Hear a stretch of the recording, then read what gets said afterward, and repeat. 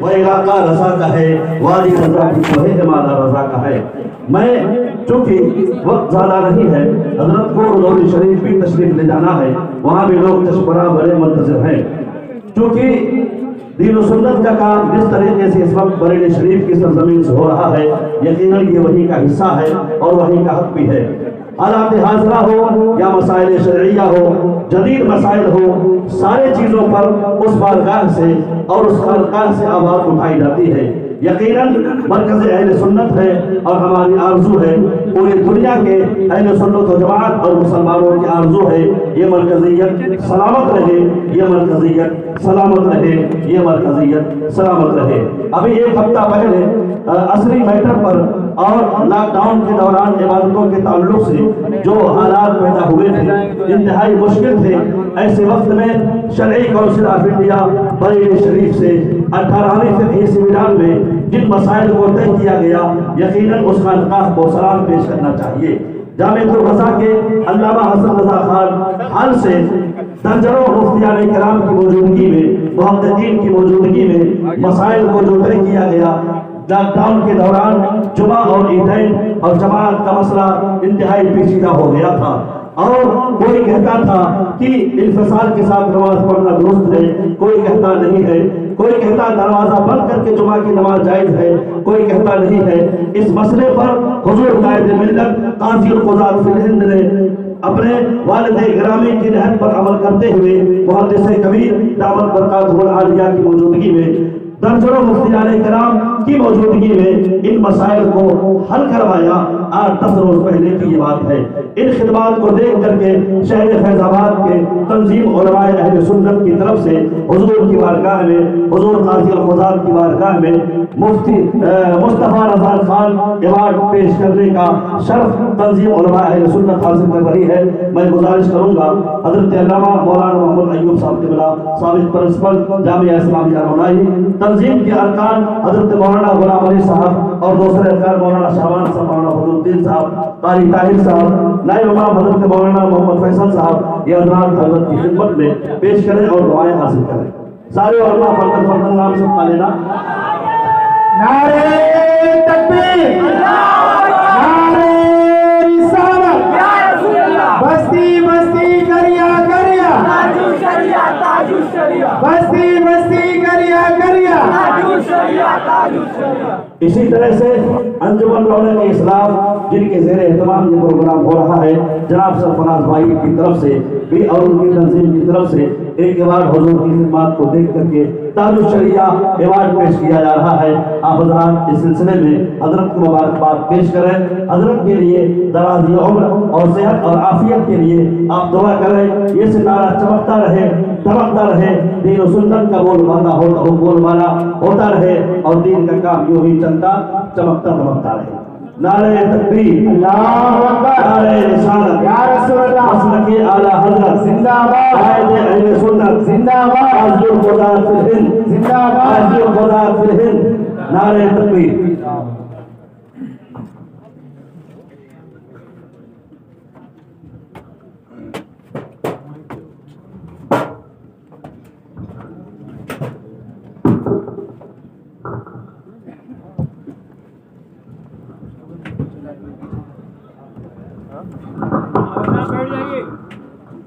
اب چونکہ مرکز اہل سنت سے دین و سنت کا کام کرنے کے لیے حسب لیاقت، حسب حیثیت اور تسلط کو دیکھتے ہوئے حضور کی بارگاہ سے خلافت اور اجازت کا سلسلہ بھی عطا کیا جاتا ہے۔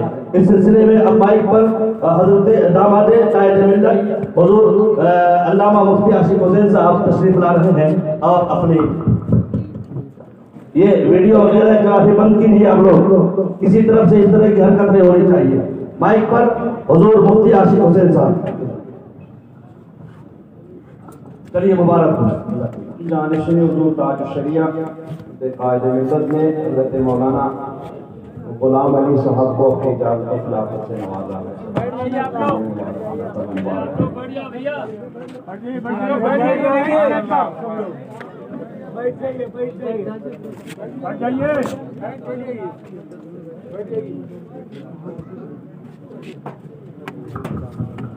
حضرات اب مائک پر آپ دیکھ رہے ہیں حضور قائد ملت کے بغل میں تشریف فرما علم و ہنر کے مالک ناشر مصر کے اعلیٰ حضرت داماد قائد ملت تشریف فرما حضرت مفتی عاشق حسین صاحب قبلہ آپ کے درمیان آپ تشریف لا رہے ہیں اور اپنے نایاب کلمات سے آپ تمام کے سامنے آپ کو محسوس کرائیں گے.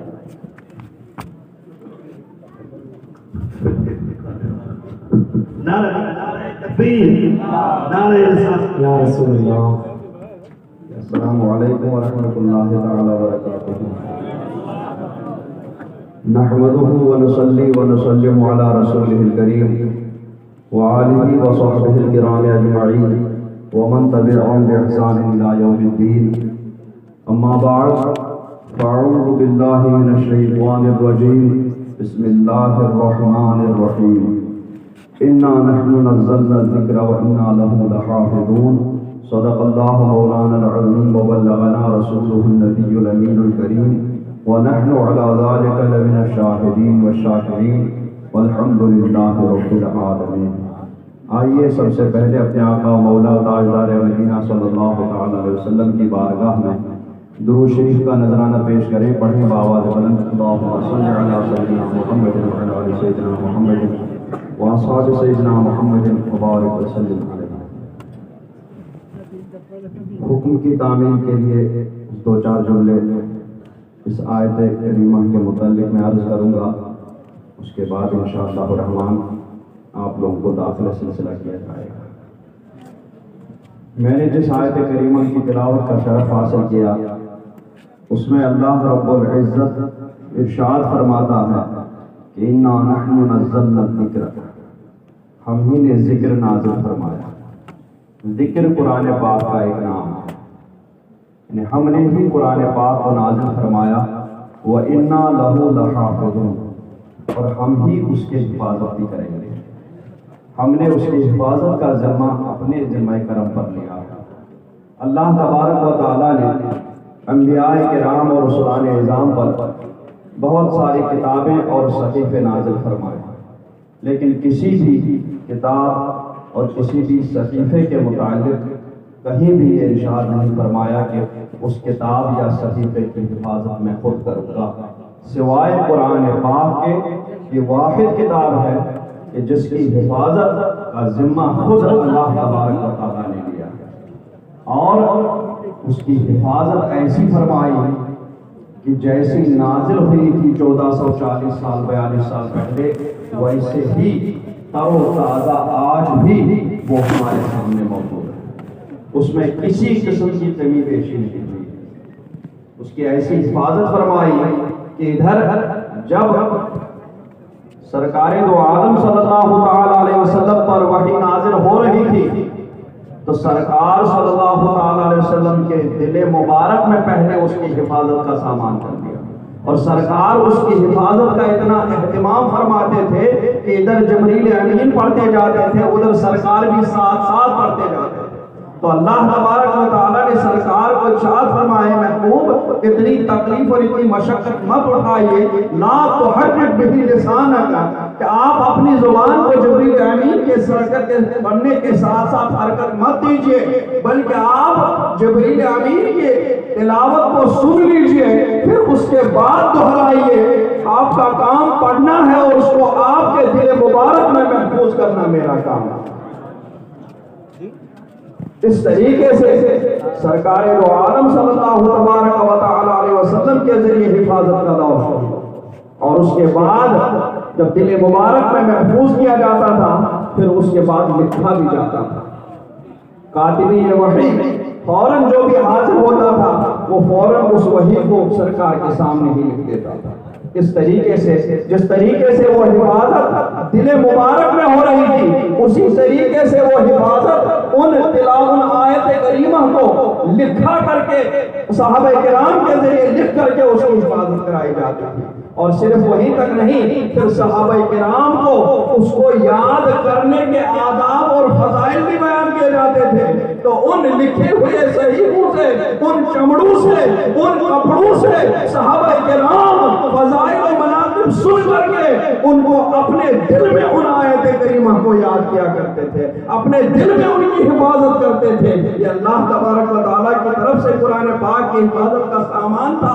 پہلے سرکار کے دل مبارک میں محفوظ کرتے تھے، پھر سرکار لکھوا کر کے محفوظ کرتے تھے، پھر اس کے بعد صحابہ کرام کو تلقین کرتے تھے۔ تو صحابہ کرام ان آیات کریمہ کو، ان صورتوں کو اپنے دلوں میں محفوظ کرتے تھے۔ صرف عبارت ہی نہیں بلکہ سرکار کو اس کی تفسیر فرمایا کرتے تھے، سرکار کو ان آیات کے معانی اور مفہوم بیان فرمایا کرتے تھے۔ ان معانی اور ان مفاہیم کو بھی صحابہ کرام اپنے دلوں میں یاد کیا کرتے تھے، اپنے دلوں میں محفوظ رکھا کرتے تھے۔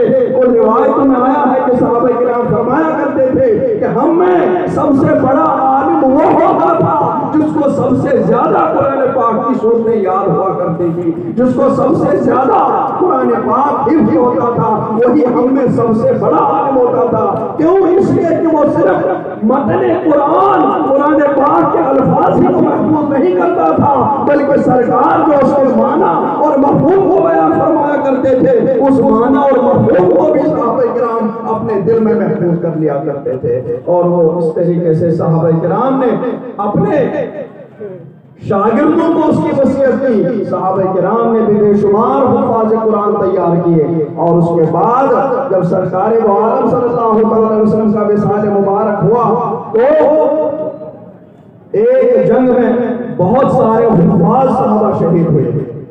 تو حضرت عمر رضی اللہ تبارک و تعالی علیہ رضی اللہ تبارک و تعالی عنہ کے دل میں اللہ تبارک و تعالی نے یہ بات ڈالی، ان کا شرح صدر فرمایا کہ وہ آئے حضرت ابو بکر کی بارگاہ میں اور عرض کیے خلیفۃ المسلمین، آپ قرآن پاک جو ادھر ادھر مختلف چمڑوں میں لکڑی کے ٹکڑوں پر، کپڑوں کے ٹکڑوں پر لکھا ہوا ہے، اس قرآن پاک کو آپ ایک جگہ جمع کر کے تحریر کروا لیجئے۔ کیوں؟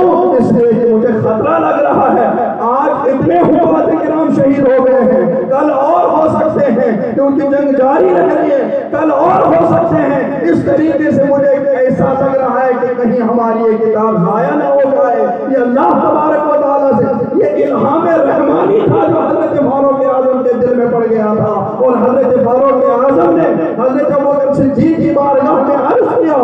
حضرت ابوبکر صدیق رضی اللہ تعالیٰ عنہ نے پہلے تو فرمایا کہ وہ کام میں کیسے کر سکتا ہوں جو کام رسول خدا صلی اللہ علیہ وسلم نے نہیں کیا، لیکن حضرت عمر کے دل میں جو الہام رحمانی تھا، ان کو اپنی بات کا پورا یقین تھا، پورے بھروسے کے ساتھ انہوں نے پورے خلوص نیت کے ساتھ حضرت ابوبکر صدیق کی بارگاہ میں عرض کیا تھا۔ تو حضرت ابوبکر صدیق کے سامنے انہوں نے اتنا اصرار کیا یہاں تک کہ اللہ تبارک و تعالیٰ نے حضرت صدیق اکبر کا بھی دل کھول دیا، شرح صدر فرمایا، اور ان کے دل میں بھی یہ بات پختہ ہو گئی کہ قرآن پاک کی حفاظت کرنے کے لیے اس کو تحریری شکل میں ایک جگہ جمع کر دیا جائے اور ایک صحیفے کی شکل دی جائے۔ ادھر ادھر جو صحابہ کرام کے دلوں میں محفوظ ہے، ادھر ادھر جو لکڑیوں کے ٹکڑوں پر، چمڑوں کے ٹکڑوں پر جو محفوظ ہے، وہ سب کچھ ایک جگہ جمع کر کے ایک صحیفے کی شکل دے دی جائے۔ اور حضرت ابوبکر صدیق رضی اللہ تبارک و تعالیٰ عنہ نے اس طریقے سے قرآن پاک کو جمع کر کے ایک صحیفے میں جمع کر لیا، یعنی 114 صورتوں میں 114 صحیفے چھوٹے چھوٹے تیار کر کے ان کو ایک ساتھ رکھ لیا ہے۔ اس طریقے سے حضرت ابوبکر صدیق رضی اللہ تعالیٰ عنہ پہلے جامع قرآن کہے جاتے ہیں۔ پہلا جامع القرآن حضرت صدیق اکبر رضی اللہ تبارک و تعالیٰ عنہ، جنہوں نے حضرت فاروق اعظم کے اصرار پر قرآن پاک کو ادھر ادھر قرآن پاک کے بکھرے ہوئے حصوں کو ایک جگہ جمع کر کے ایک صحیفے کی شکل دی۔ پھر وہی صحیفہ حضرت فاروق اعظم کے پاس رہا، محفوظ رہا۔ پھر وہی صحیفہ حضرت حفصہ رضی اللہ تعالیٰ عنہا ام المومنین ان کے پاس محفوظ رہا۔ اور جب حضرت عثمان غنی رضی اللہ تبارک و تعالیٰ عنہ کا دور آیا تو پھر قرآن پاک میں انتشار کی صورت پیدا ہونے لگی، کیونکہ صحابہ کرام کے پاس اپنے بھی کچھ نسخے رہا کرتے تھے۔ سرکار نے جو مفہوم بیان کیا ہوتا تھا یا صحابہ کرام جو اپنے طور پر سمجھتے تھے، تو جس طریقے سے آج ہم کسی کتاب کا مطالعہ کرتے ہیں اور کہیں کوئی بات ہمیں سمجھ میں آتی ہے، کہیں کوئی لغت لکھنی ہوتی ہے تو ہم حاشیے میں اس کی لغت لکھ لیتے ہیں۔ تو پہلے ایسا ہوتا تھا کہ حاشیے نہ چھوڑ کر کے بیچ ہی میں لغت کا معنی لکھ دیا کرتے تھے، کسی لفظ کا معنی لکھ دیا کرتے تھے۔ تو اس طریقے سے کہیں صحیفے صحابہ کرام کے پاس بھی موجود تھے۔ حضرت عبداللہ بن مسعود رضی اللہ تعالیٰ عنہ کا مصحف بھی بہت مشہور و معروف تھا۔ حضرت ابی بن کعب رضی اللہ تعالیٰ عنہ کا مصحف بھی بہت مشہور و معروف تھا۔ اور جب حضرت عثمان غنی رضی اللہ تعالیٰ عنہ کا دور آیا تو ان کے دور میں حضرت شاعر عمرو بن عاص رضی اللہ تبارک و تعالیٰ عنہ پہنچے اور انہوں نے عرض کیا کہ ادرک لہذہ الامہ، اے عثمان غنی امیر المومنین رضی اللہ تعالیٰ عنہ، اس امت کی فریاد رسی کر لیجئے، اس امت کی فریاد کو پہنچیے، اس امت کی مدد کیجئے۔ حضرت عثمان غنی رضی اللہ تعالیٰ عنہ نے فرمایا ایسی مدد کون سی مصیبت؟ تو فرمایا کہ میں عجم میں جہاد میں مصروف تھا، وہاں میں نے دیکھا کہ کچھ لوگ اس طریقے اپنی قرآن کے مطابق قرآن پڑھ رہے ہیں، کچھ قبیلے اپنی قبیلے کی زبان کے مطابق قرآن شریف پڑھ رہے ہیں، اور وہ دونوں آپس میں لڑ رہے ہیں۔ ایک دوسرے سے کہہ رہا نہیں اس طرح نازل ہوا تھا، دوسرا دوسرے سے کہہ رہا نہیں ہماری زبان کے مطابق نازل ہو رہا تھا، تیسرا قبیلے والا کہہ رہا نہیں ہماری زبان کے مطابق نازل ہوا تھا۔ اس طریقے سے وہ آپس میں ایک دوسرے کو لڑنے کی کوشش کر رہے ہیں۔ تب حضرت عثمان غنی رضی اللہ تبارک و تعالیٰ عنہ نے صحابہ کرام کو جمع کیا، مشورہ کیا، اور پھر 4-5 آدمیوں کو اس کام پر لگایا کہ ایک صحیفہ ایسا تیار کیا جائے کہ جس میں قریش کی زبان کے مطابق قرآن پاک کو لکھا جائے، رسم الخط میں لایا جائے، اور قریش کا جہاں کسی زبان کے ساتھ اختلاف ہو تو وہاں پر قریش کی زبان کو ترجیح دی جائے۔ تو قریش کی زبان کے مطابق کیونکہ سرکار بھی قریشی تھے اور قرآن پاک قریشی کی زبان کے مطابق نازل ہوا، لہذا جو مصحف اور جو صحیفہ تیار کیا جائے وہ قریش کی زبان جس طریقے سے لکھی جاتی تھی اسی طریقے سے اس صحیفے کو لکھا جائے گا۔ اس طریقے سے اللہ تبارک و تعالیٰ نے حضرت عثمان غنی رضی اللہ تبارک و تعالیٰ عنہ کے ذریعے جو قبائل کے اختلاف، قبائل میں جو بعض الفاظ میں اختلاف ہوتا تھا ان اختلاف کو ختم کر کے ایک قبیلے قریش کی زبان کے مطابق مصحف تیار کر لیا، اور اسی مصحف کو چاروں طرف روانہ کیا اور پابندی لگائی کہ آج کے بعد بس یہی مصحف اور جس طریقے سے لکھا گیا اسی طریقے سے مصحف تیار کیے بھی جائیں اور اسی طریقے سے پڑھے بھی جائیں۔ باقی سارے مصحف حضرت عثمان غنی رضی اللہ تعالیٰ عنہ نے جمع کروا کر کے بند کروا دیے ہیں۔ اس طریقے سے چونکہ ایک بہت بڑا انتشار اور بہت بڑا اختلاف حضرت عثمان غنی رضی اللہ تعالیٰ عنہ نے پر ختم کر دیا تھا، اس لیے ان کو جامع القرآن کہا جاتا ہے، چونکہ انہی نے حضرت ابوبکر صدیق نے تو قرآن پاک کو ایک جگہ جمع فرمایا تھا، لیکن حضرت عثمان غنی نے ساری امت کو ایک قرآن پاک کی قرآت کے مطابق پڑھنے پر اور لکھنے پر جمع فرمایا، اس لیے ان کو بھی جامع القرآن ثانی کہا جاتا ہے۔ اس طریقے سے اللہ تبارک و تعالیٰ نے اور حضرت عثمان غنی کے دور سے لے کر کے اب تک وہی مصحف عثمانی کہا، پڑھا بھی جاتا ہے، شائع بھی کیا جاتا ہے اور لکھا بھی جاتا ہے۔ اس طریقے سے اللہ تبارک و تعالیٰ نے اپنے اس کلام کی حفاظت فرمائی ہے، اور اس کے بعد حضرت عثمان غنی رضی اللہ تعالیٰ نے چاروں طرف اسی قرآن پاک کے نسخے کو پھیلا دیا، اس کے بہت سارے نسخے تیار کروائے اور لوگوں کو بھیجے کہ آج سے اسی کے مطابق قرآن پاک لکھا اور پڑھا جائے گا، اور اس طریقے سے تو حفاظت ہوئی گئی۔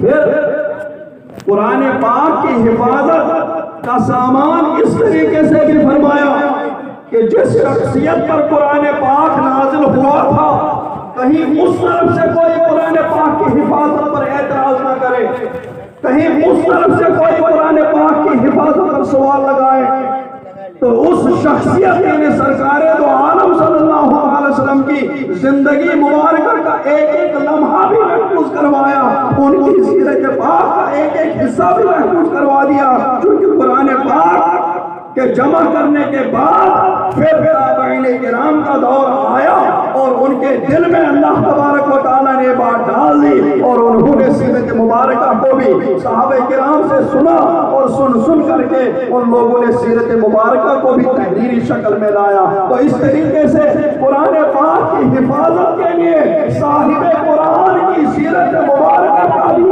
ایک حصہ لکھا گیا کہ یہ آیت کریمہ فلاں موقع پر نازل ہوئی تھی، یہ آیت کریمہ فلاں موقع پر نازل ہوئی تھی۔ اگر آپ علوم قرآن پڑھیں گے تو دنگ رہ جائیں گے کہ اللہ رب العزت نے صحابہ کرام کے ذریعے، سرکار کے ذریعے اپنے کلام کی حفاظت کیسے فرمائی۔ صحابہ کرام یہاں تک لکھا ہے یہ آیت کریمہ مکہ شریف میں نازل ہوئی ہے، یہ آیت کریمہ مدینہ شریف میں نازل ہوئی ہے۔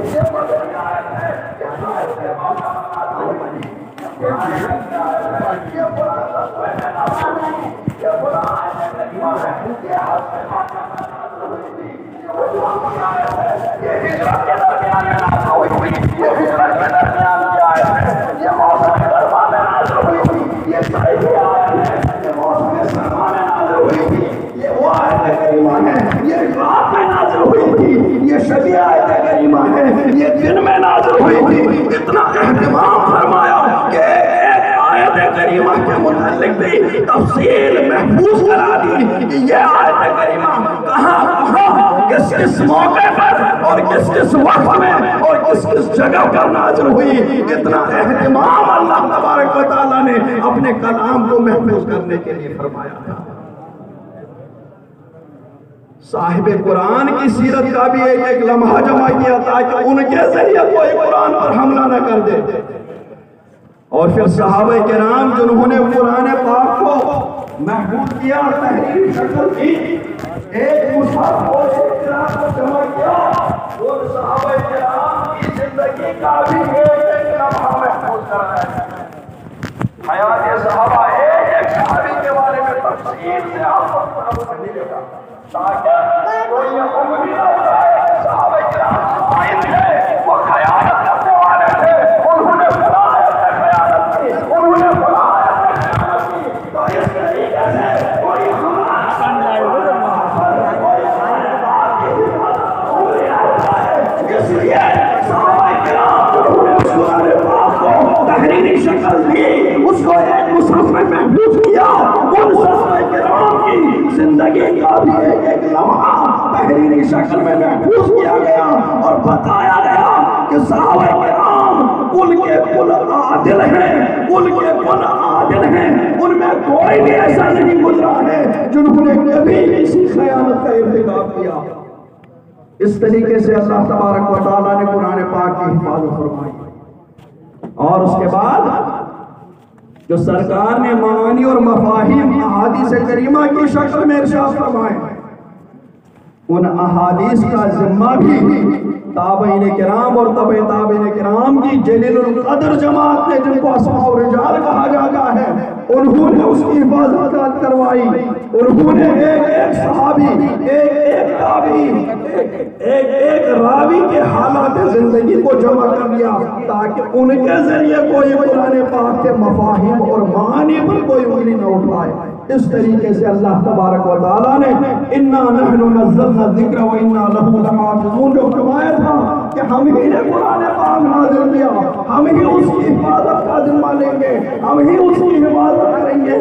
تو قرآن پاک کی حفاظت تو ہے ہی، قرآن پاک کی حفاظت کے ساتھ ساتھ صاحب قرآن کی بھی حفاظت، حالات زندگی کی حفاظت فرمائی، اور ان کے ساتھ صحابہ کرام کی مقدس جماعت کی بھی زندگیوں کی حفاظت ہو گئی۔ تابعین کرام، تبع تابعین کرام سب نے قرآن پاک کی حفاظت کے ساتھ جو توجہ دی، جو مشمولیت دی، وہ دیکھنے کے قابل ہے۔ ایسی کسی کوئی کتاب آپ کو نہیں ملے گی جس کی حفاظت کی شان سے ہوئی ہو، جس کی حفاظت اس اہتمام کے ساتھ ہوئی ہو۔ تو جب ہزاروں، لاکھوں، کروڑوں، جب یہ لکھاوٹ بھی نہیں تھی، پریس بھی نہیں آیا تھا، تب بھی ہزاروں، لاکھوں، کروڑوں دلوں میں قرآن پاک اللہ تبارک و تعالیٰ نے محفوظ فرمایا۔ تب بھی اگر کوئی انگلی اٹھاتا، زبر کو زیر پڑھ لیتا، ایک حرف کو دوسرا حرف پڑھ لیتا، تحریر کی کوشش کرتا، تب بھی لاکھوں کروڑوں حفاظ کرام ایسے تھے کہ فوراً پکڑ لیتے تھے کہ اس نے فلاں زبر کو زیر پڑھ لیا، فلاں وہ زبر پڑھ لیا، اس نے غلط پڑھ لیا، اصل جو منقول ہے وہ زبر ہے یا زیر ہے۔ اس طریقے سے اس وقت بھی ایسی حفاظت ہوئی، اور اب تو پریس کے ذریعے، نیٹ کے ذریعے وہ تو ایسا محفوظ ہے کہ اب تک جب اس کا کوئی بگاڑ نہیں سکا تو اب اور اب کے بعد کوئی اس کا کیا بگاڑ سکتا ہے۔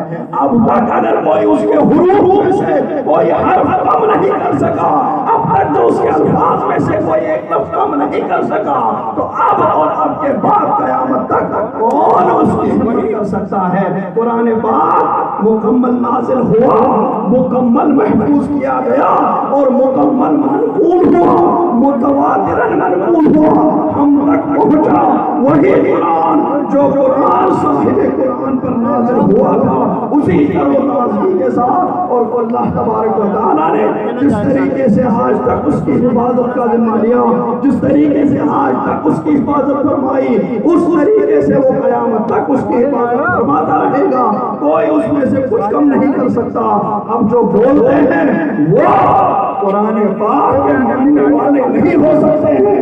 جب کروڑوں اہل عدل نے، کروڑوں علماء کرام نے اس کتاب مقدس کو مکمل مان لیا، اس کروڑوں بزرگان کرام نے اس کتاب کو مکمل مانا، اس میں کسی قسم کی کمی نہیں مانی، تو اب اگر کوئی خنزیر، اب اگر کوئی سوال ایسی ہمت کر سکتا ہے، وسیم رضوی جیسا سوال اگر اس کی ہمت کر سکتا ہے، تو وہ بھی قرآن کا ماننے والا نہیں ہے۔ اور اس میں وہ اکیلا نہیں ہے، بلکہ یہ ان کا پرانا عقیدہ ہے، یہ ان کا پہلے ہی کا عقیدہ ہے۔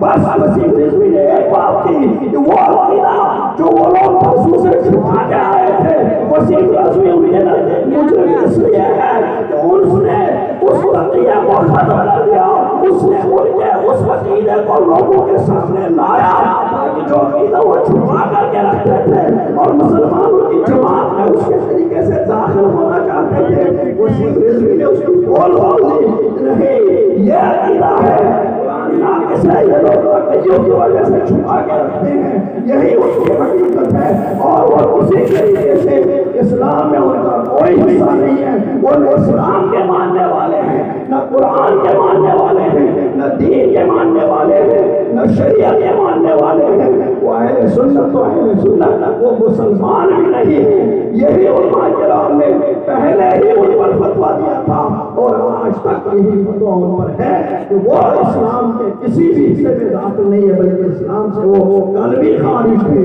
آج بھی خارج ہیں۔ کیوں آیا کہاں سے عقیدہ ان کے پاس؟ یہ یہودیوں کی طرف سے عقیدہ ہے۔ یہودیوں نے جب یہودی بن کر کے قرآن پر حملہ کرنے کی کوشش کی تھی تو کر نہ سکے، کیوں؟ اس لیے کہ یہودی لباس میں ملبوس تھے۔ پھر عبداللہ ابن سبا نے یہودی لباس اتارا اور اسلامی لباس پہنا اور گھس گیا، اور گھس کر کے اس نے شریعت کی شروعات کر دی، رافضیت کی شروعات کر دی، کیونکہ ان لوگوں کے پاس تورات تھی، بائبل تھی، وہ ناقص تھی اور ناقص رہے گی۔ کیوں؟ اس لیے کہ وہ سینکڑوں سال کے بعد وہ ان لوگوں نے مرتب کرنا تھی۔ جس نبی پر وہ کتاب نازل ہوئی، اس نبی کے انتقال کے سینکڑوں سال کے بعد ان لوگوں نے وہ کتاب لکھی، اور اب تک وہ کسی کو یاد بھی نہیں تھی۔ ان کتابوں کی خصوصیت یہ رہتی تھی کہ وہ صرف نبی کو یاد رہتی تھی، نبی کو یاد ہوتی تھی، اور غیر نبی کو وہ کتاب حفظ نہیں ہوتی۔ آپ لوگوں نے پڑھا ہوگا حضرت عزیر رضی اللہ تعالیٰ عنہ کے بارے میں قصہ قرآن پاک میں موجود ہے۔ اس قصے میں بتایا گیا کہ جب حضرت عزیر رضی اللہ تعالیٰ عنہ اس بستی کے پاس سے گزرے تو ان کے ساتھ ایک گدھا تھا، اور پیالی میں کچھ سادن، کچھ کھانے کی چیز تھی، تو انہوں نے دل میں یہی خیال آیا کہ اللہ تبارک و تعالیٰ اس بستی کو ویران دیکھا، تو ان کے دل میں بھی یہی خیال آیا کہ انا یحیی ہذہ اللہ، کہ اللہ تبارک و تعالیٰ اس بستی کو کیسے دوبارہ آباد فرمائے گا۔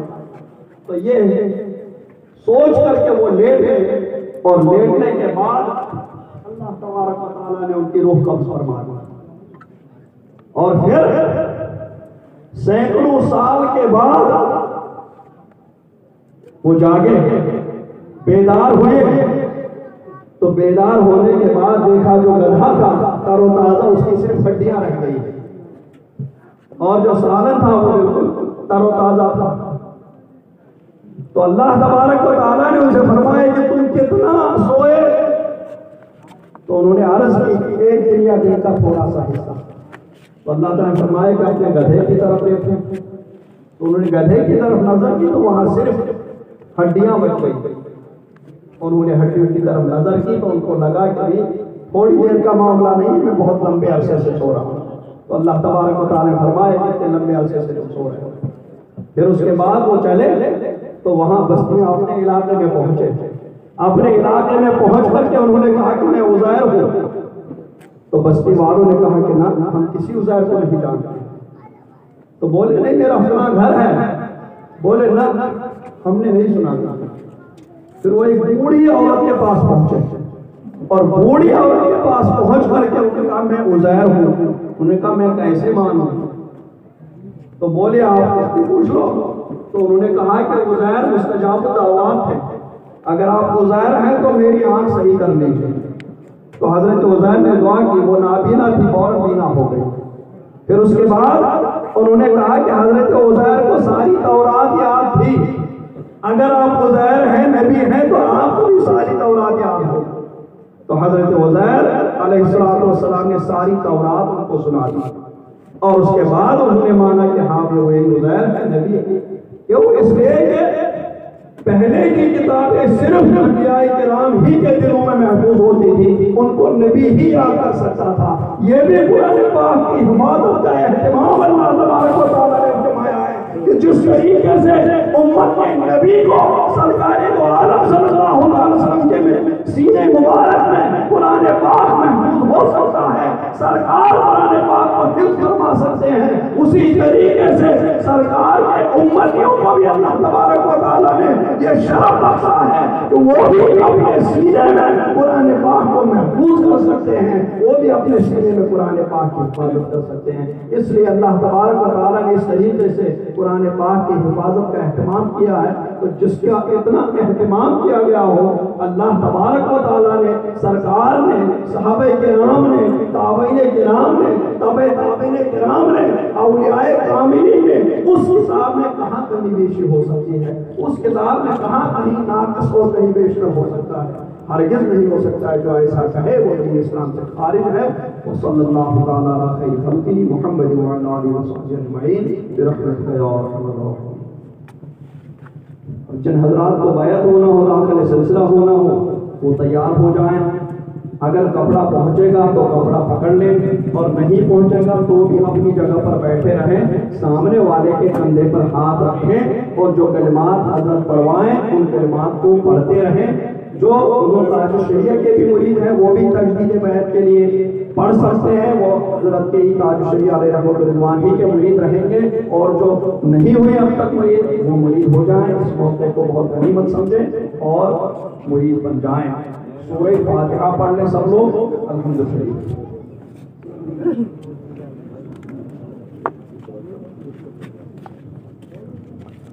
اگلا پڑھنا سورہ فاتحہ۔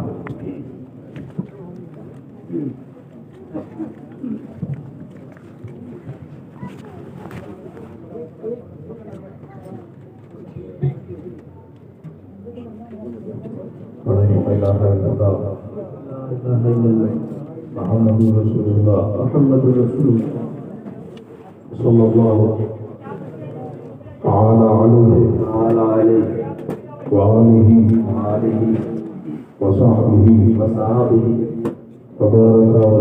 وبارک وسلم۔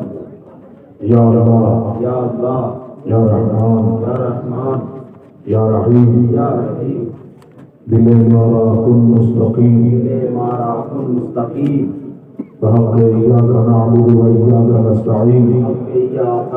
ایاک نستعین، اہل سنت کے سچے مذہب پر قائم رہوں گا اور میں رہوں گی، بد مذہب سے بچتا رہوں گا، بچتی رہوں گا، نماز روزے اور فرض ہر واجب کو सुन्नतों को उनके वक्तों पर अदा करता रहूँगा हर गुनाह से खास कर झूठ बदी गीबत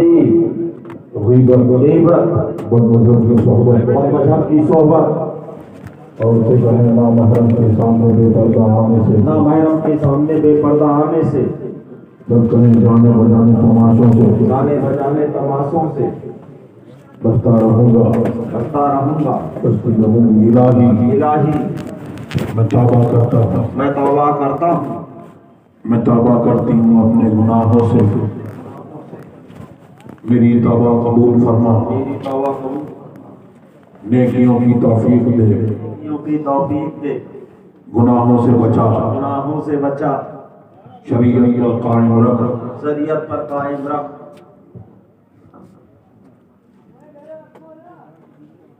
मैंने अपना हाथ वास्ते से ताजुश शरिया के औसे पाक के दस्ते पाक में दिया इलाही मुझे औसे पाक के मुरीदों में कबूल फरमा क़यामत के दिन उनके गिरोह में उठा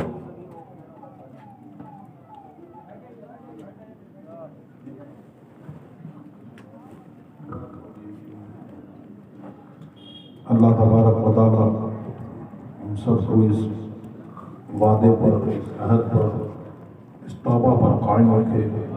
हम सबको मसलक अहले सुन्नत व जमाअत पर, मसलक अल्लाह पर कायम रखे और इसी पे हमारा हजर फरमाए।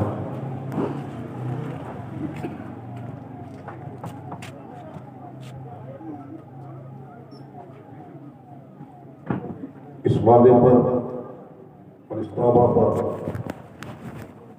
कायम रहेंगे तो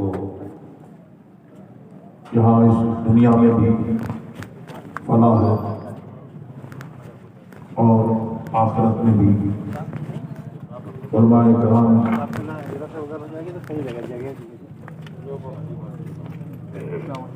जमात आप लोगों को नसीहत और दौर में करते आए और हमारे सुन्नियों के इजलास उसमें और जो वादा आपने भी किया इसमें भी आपने शरीयत पर कायम रहने का वादा किया और ये वादा आपने हुजूर ताजुश शरिया के तवस्सुत से, उनके वसीले से ये वादा आपने हुजूर मुफ्ती आज़म हिंद से किया, आला हज़रत से किया और तमाम बुजुर्गों से होते हुए ये वो वादा आपने मौत आलम से किया और उनका गुलामी का पत्ता करने में आपने डाला और उसमें आपने वादा किया नमाज़ों की पाबंदी का और झूठ से, बड़े से, गीबत से, चुगली से बचने का और ख़ास तौर से जो बदमज़हब है, बदमज़हबों की सोहबत से बचने का आपने वादा किया, क्योंकि सोहबत और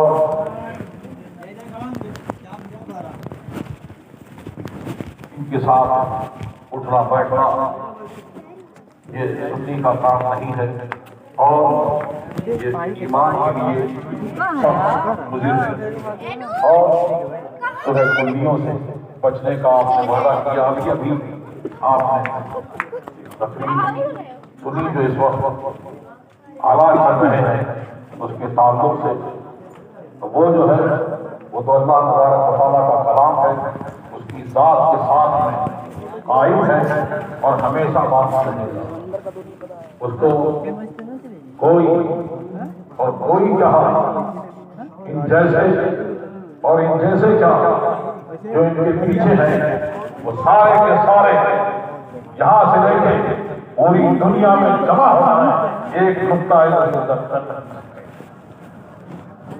क्योंकि तभी हदीस में جس میں حضرت موسیٰ علیہ السلام لوح میں جب قوموں کا مشاہدہ کیا، اللہ کی بارگاہ میں عرض کیا کہ میں ایک قوم دیکھتا ہوں لوح میں، طویل حدیث میں اس نے فرمایا کہ وہ صافے ہیں، مشبہ ہیں، ان کو میری امت کر دے۔ اللہ تبارک تعالیٰ نے ساتھ فرمایا وہ تو محمد صلی اللہ علیہ وسلم کی امت ہے، وہ ان کی امت ہے۔ پھر عرض کی کہ میں دیکھتا ہوں ایسی قوم جن کی 5 نمازیں ان کے گناہوں کا کفارہ ہے، ان کو میری امت کر دے۔ اللہ تبارک و تعالیٰ ارشاد فرماتا ہے وہ تو محمد صلی اللہ علیہ وسلم کی امت ہے۔ پھر عرض دیکھا، عرض کی کہ میں نے ایک ایسی قوم دیکھی جو گمراہ کرتے ہیں اور جو گمراہ لوگ ہیں ان سے قتال کرتے ہیں، اور ان کا آخری جو کانے دجال سے قتال کرے گا اس کو میری امت کرتے ہیں۔ اللہ تبارک و تعالیٰ ارشاد فرماتا ہے وہ تو محمد صلی اللہ علیہ وسلم کی امت ہے۔ اور پھر عرض کی کہ میں نے دیکھا ایک ایسی قوم جس کی پاکی جو ہے پانی سے ہے اور مٹی سے ہے، اس کو میری امت کا مثال ہوتا ہے، محمد صلی اللہ علیہ وسلم کی امت ہے۔ پھر عرض کی کہ میں نے ایک ایسی قوم دیکھی جو ہے جس کو جو ارادہ کرتے ہیں بھلائی کی نہیں، بھلائی کا ارادہ کرتے ہیں، تو میں ان کے لیے ایک نیکی لکھتا ہوں، اگر بھلائی کر دیتے ہیں تو میں اس کے لیے 10 نیکیاں لکھتا ہوں، اس کو میری امت کر۔ اور ایسی امت دیکھی، ایسی قوم دیکھی برائی کا ارادہ کرتے ہیں تو برائی ان کے لیے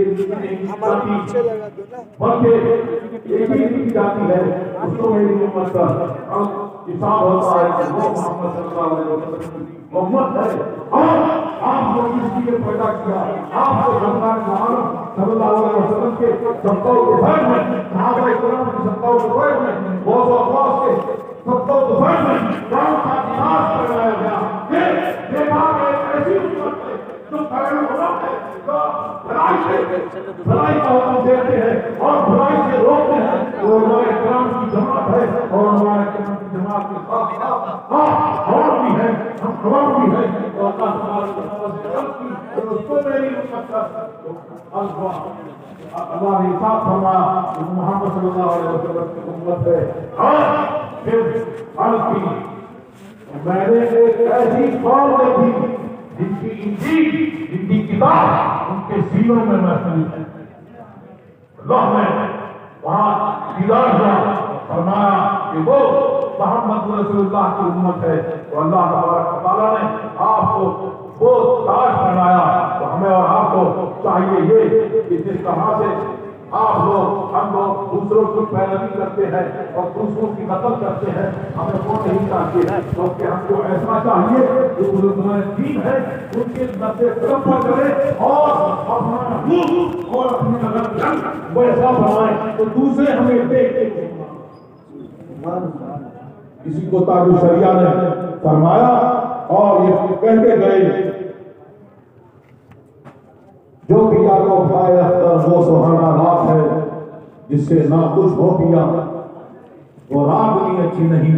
مطلب یہ کہ شریعت پر قائم رہیں، شریعت پر گامزن رہیں اور بزرگان دین کی تعلیمات جو ہے اس پر قائم رہیں۔ اعلیٰ حضرت نے فرمایا تیرے غلاموں کا نقش قدم ہے راہ خدا، تو کیا بہت سکے تو یہ سراغ لے کے چلے۔ اللہ تبارک و تعالیٰ ہم سب کو بزرگان دین کے نقش قدم پر چلنے کی توفیق عطا فرمائے، اور بزرگوں سب کو قبیل میں ہماری آپ کی جو بھی جائز مرادیں اور مرادوں کو اللہ تبارک و تعالیٰ پورا فرمائے، وہ پریشانیوں کو دور فرمائے جو صلی اللہ علیہ وسلم۔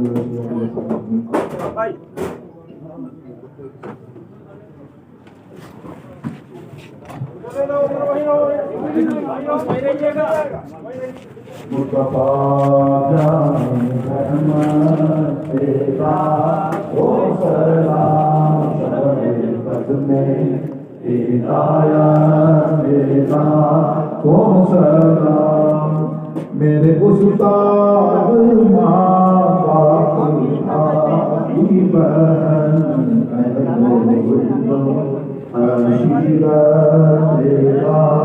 کو سلام کاش محشر میں کب ان کی آمد ہو تیرے سب ان کی شوقت پیدا کو سلام مجھ سے خدمات قدسی کہے ہاضا مجھ سے خدمات قدسی کہے ہاضا مصطفیٰ جان رحمت پیدا کو سلام جانشین رضا شاہ افضل رضا فضل اہل سنت شاہ افضل رضا اے میری زندگی شاہ افضل رضا ان کا سایہ سروں پر رہے دائما ان کی نورانی صورت پیدا ہو جانشین آپ کے شاہ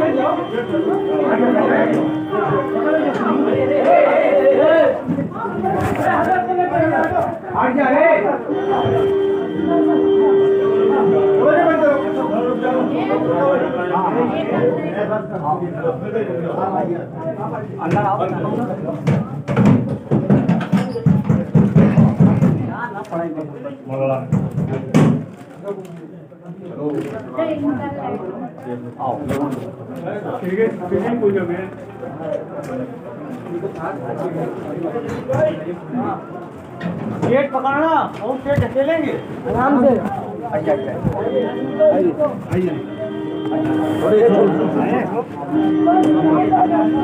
रुक जाओ यार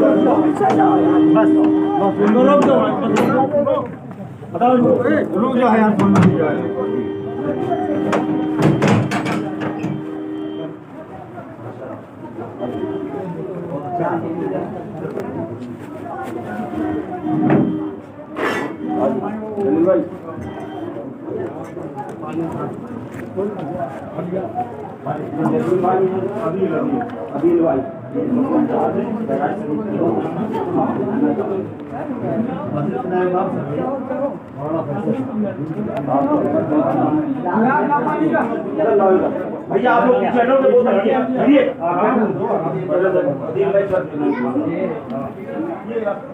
ये चलेगा इसमें तो हमको दो मान रहा है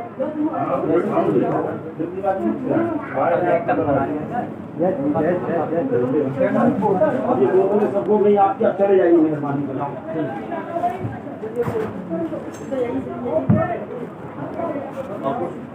हो गया आपका हो गया हो गया अपनी जो तब मिला लीजिए थोड़ा पानी मिला लो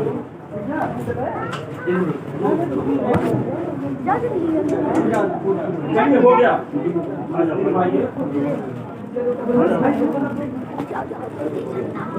जरा आगे देखिए लेने दीजिए गाड़ी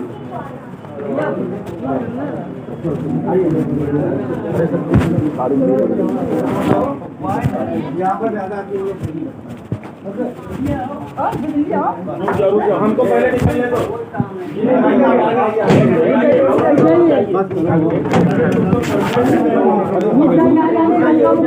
हमको निकल जाने दो, अभी शाम को जाएंगे आगे।